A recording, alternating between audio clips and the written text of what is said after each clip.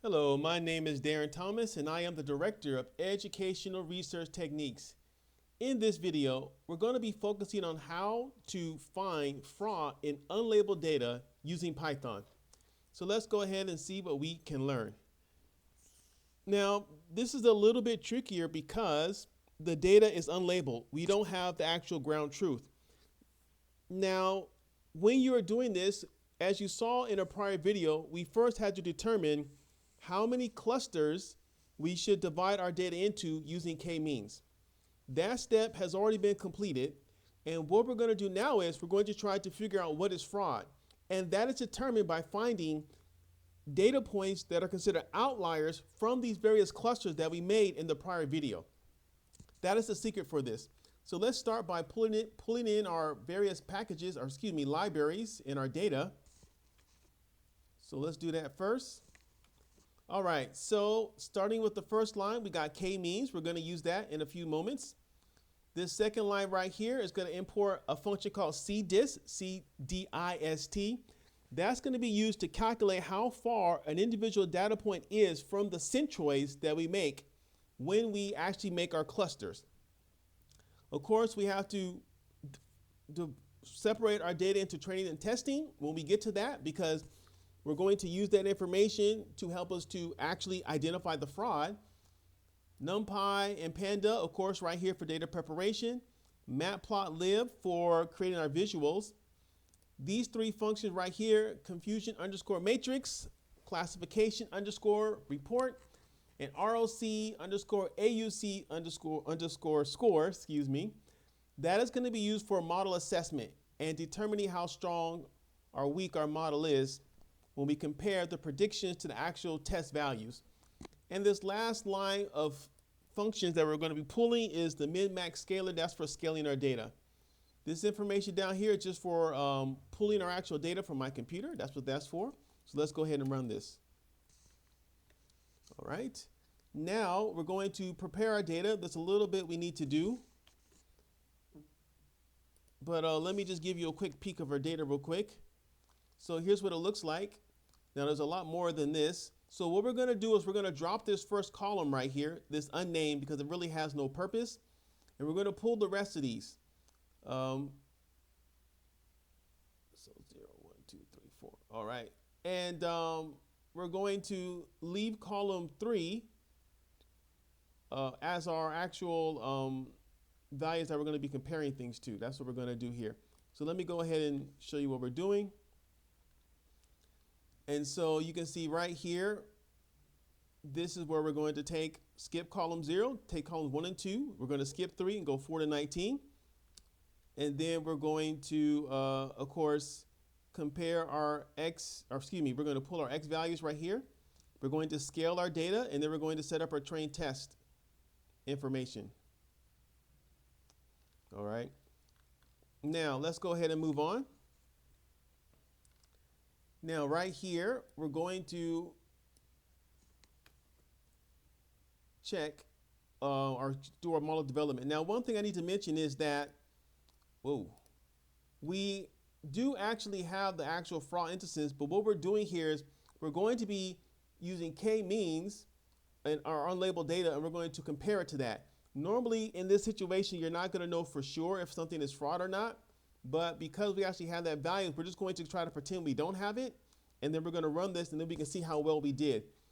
In the real world, when you're trying to identify your instances of fraud, you have to present those to a subject matter expert who can look at those, because remember, your data is unlabeled in terms of the ground truth. Now, let's go on here and move on. So we're going to do our k-means analysis first. Now, we know we need 3 clusters from a prior video. That's what worked best last time. And then we're going to, of course, predict with that using our test set. And then we're going to pull the clusters into an object here. And we're just going to print those just so you can see what's going on. You don't have to do that, but it's just for our own purposes. So here we go. Oh, wait, I forgot to run the prior one. Let me do that first. Now this will work. There we go. So these are the values right here of the different information inside our data set. This, again, you don't need this. We just want to try to show you what's happening behind the scenes, if you will. Now we're going to calculate the distance from the centroids. This is key as well. And this is going to involve some linear algebra and all kinds of things happening behind the scenes for our purposes. And so we're going to say this in an object called dis. So we're going to call stuff from NumPy. Linear algebra, I believe, is what that's short for, that lin ALG. The norm of x minus y right here, and then for x and y in zip. So we're going to do it across all of these different objects that we have here. We're going to run this and get an answer. And so again, there's nothing to see, so we're going to just move past that. Now, here's what's happening next, and we're actually pretty close to being done despite the complexity of this. What we're doing now is the following. We're going to make an array of this information right here in dis. That's what we're going to do. And we're going to call that km underscore y underscore pred.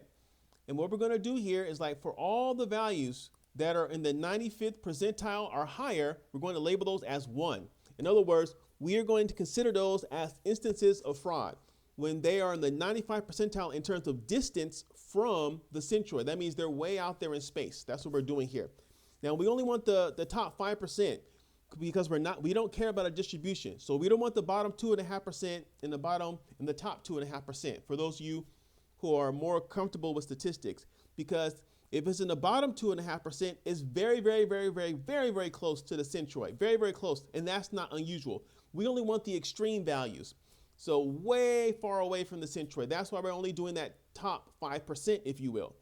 Now, if it's less than a 95th percentile, we're going to consider it to be not fraud. And so let's go ahead and run this. All right, and then we have the output down here. There's not a whole lot to see. Let's go ahead now and wrap this up. We're getting very, very close. And so here we go. Now I'm going to run my metrics to see how well I'm doing here. So I'm going to do my confusion matrix. I know what the y values are in terms of this. Now, most of the time you don't. This is where you have to submit what you found to your analyst, and then you can start to label your data as appropriately. And then right here in the second line, I'm going to print out the ROC score. Again, that's a metric for measuring the strength of your model. And so in our case, we're going to be looking at values that are close to 1 to be considered excellent. And then right here, we're going to be looking at the classification report, which is going to give us more metrics. So let's go ahead and run this. So our ROC was 0.97, looks very strong. Now, when we look at our actual performance and other measures, looks like we have a problem with precision, which is dealing with our accuracy of the problem with false positives. So we're struggling with false positives. And then with our recall, we're doing very well, so we're not struggling with false negatives. Now, one more thing, we can make a picture of this so you can see it. And the details of this is not that important. Let's just focus on looking at it. And so we make our printout, and you can see right here, the pane is in this number in the upper right-hand corner. We have a lot of false positives here. That's kind of ruining the results. So that's essentially what's going on. So if we wanted to continue with this analysis, we would have to maybe consider finding ways to deal with these false positives. In the case of fraud, again, it depends on the context. False positives are probably more permissible because you think there's fraud when there isn't, rather than a false negative where someone is getting away with fraud. So it all depends on your stakeholders and whether or not this is acceptable. So I want to just kind of summarize what I did, and then we're going to wrap up this video. So in this video, we were looking at how to find fraud in unlabeled data. And so we started by, of course, bringing in a whole lot of different libraries that we needed. We had to prepare the data a little bit. So we know that in that third column, we actually had the actual ground truth, if you will, this time. And of course, most of the time, you're not going to have that. And so then we were able to, of course, split our data into our train and test split, 70-30. We found our cluster centers. And then we calculate the distance for all of the values that we had in terms of how far an individual data point was from the centroid.